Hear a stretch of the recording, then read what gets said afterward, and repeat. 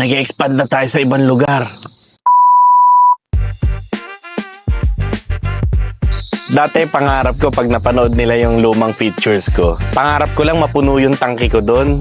Tapos ngayon, nagugulat ako, ang goal ko, nag-expand na tayo sa ibang lugar. Di ba? Parang yun natutuwa ako eh. Hindi ko magagawa yun kung walang sumuporta sa akin, kung walang naniniwala. Kaya thankful pa rin ako dun sa mga nagsuporta, naniwala sa akin. Tapos yung kinikita natin dun sa business, pang-expand lang ako ng pang-expand. So dun ko ginagastos hanggang sa lumaki ng lumaki. Kasi para sa akin kulang pa rin to. Pati yung mga future farms natin kulang pa rin. Masyadong malayo yung ginogol natin. Na sana maabot natin within 3 to 5 years.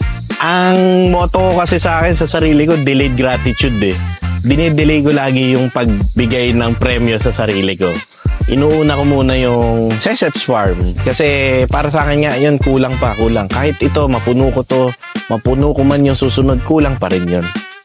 Seseps Farm, alagang sigurado, Taguro line, kalidad na panalo.